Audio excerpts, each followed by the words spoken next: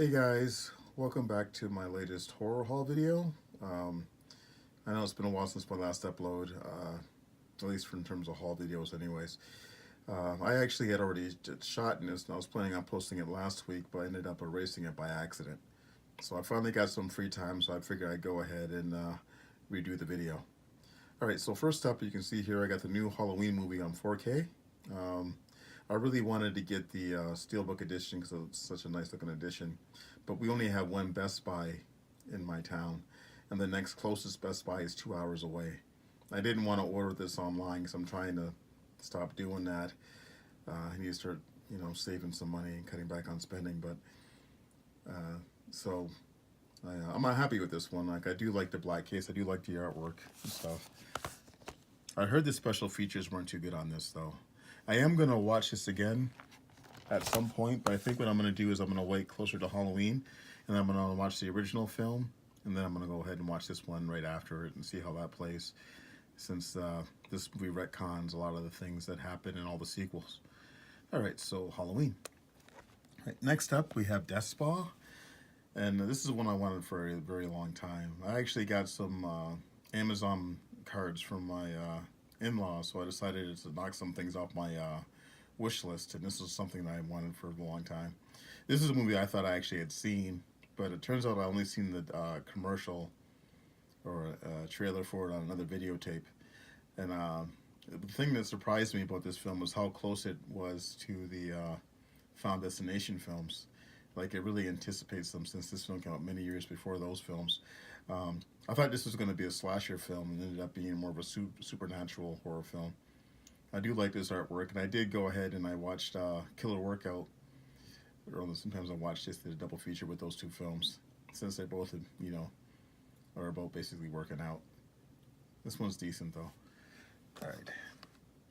Next up, we have Silent Scream, and this is a film I wanted for a very long time. The funny thing is, I didn't realize that I actually had seen this film many years ago when I was a child.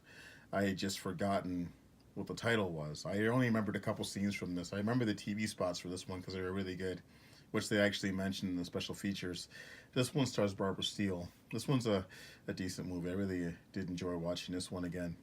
I'm happy to have it in my collection, because this was out of print on DVD for the longest time, and it was really expensive. I think this is a Scorpion release.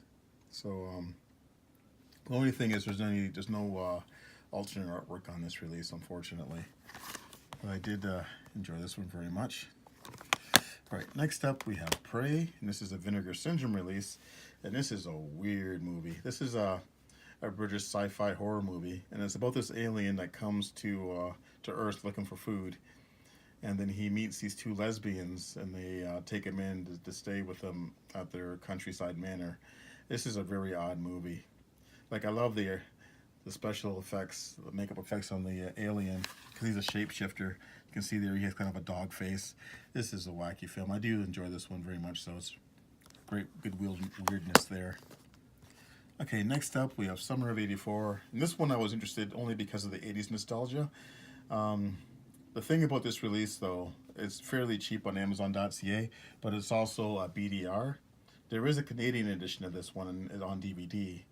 The artwork isn't as good, but at least it's not like a burn disc. Like, I've heard that these discs don't last very long, so I'm trying to stay away from that. Like, so I got it anyways, hoping that it wasn't, and then sure enough, took it out, flipped it around, and it's a BDR. This movie is okay. It's not as good as the It remake or Stranger Things. Alright, next up we have 10 to Midnight, and this is one I wanted for a very long time. I haven't seen this one since the VHS days. This is the Canon film release, and it stars Charles Bronson. And basically he's hunting after the serial killer, so it's kind of got like a horror edge to it as well, which is kind of cool. Really looking forward to watching this one. I know a lot of the Charles Bronson Canon films were pretty sleazy, and I expect this one to be kind of sleazy as well. So, looking forward to watching that. And last up, we have Nemesis from MVD Video. I really do like these releases from them. This is only the second one I got. I'm number 2. This is 13, so there's 12 other releases. I only have like another release from them. This film is kind of like a cross between The Terminator and Blade Runner. The sequels are coming out. They made 3 other sequels to this, and I think they're coming out on its own release, I think in April. So I'll probably be picking that up too, even though it's not as good as the original. Although this is kind of like a cheesy film. Like, don't expect any big budget stuff in this. Alright guys, so I guess that's pretty much it for this haul. Hope you guys enjoyed it. Thanks for watching, and I'll talk to you all later.